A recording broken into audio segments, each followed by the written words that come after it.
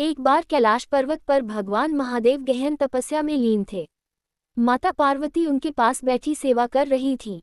तभी माता पार्वती ने कहा, स्वामी, आज मौसम बड़ा सुहावना है, क्यों न आश्रम को फूलों से सजा दिया जाए।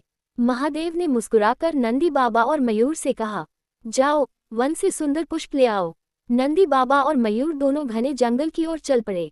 चलते चलते उन्होंने एक गहरी खाई के पास किसी के रोने की आवाज सुनी। अरे कोई है, मुझे बचा लो। पास जाकर देखा तो एक लोमड़ी गड्ढे में फंसी हुई थी। लोमड़ी बोली, मैं कई दिनों से यहाँ फंसी हूँ, अगर बाहर नहीं निकली तो मर जाऊंगी। मयूर ने कहा, लेकिन तुम बहुत चालाक हो, बाहर आते ही हमें धोखा दोगी।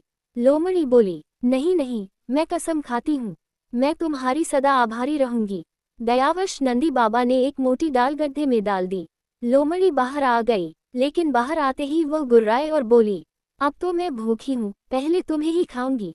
नंदी बाबा और मयूर घबरा गए और जान बचाकर भागे।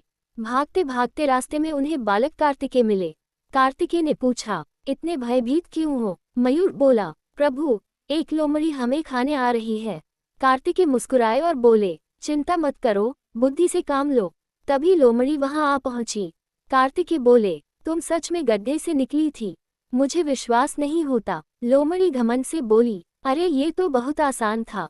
और यह कहकर वह फिर से गड्ढे में उतर गई।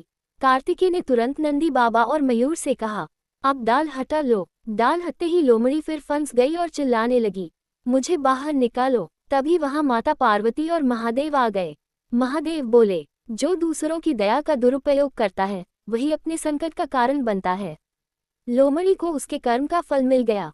माता पार्वती ने कार्तिकेय को आशीर्वाद दिया और कहा, बुद्धि और संयम से हर समस्या हल हो जाती है।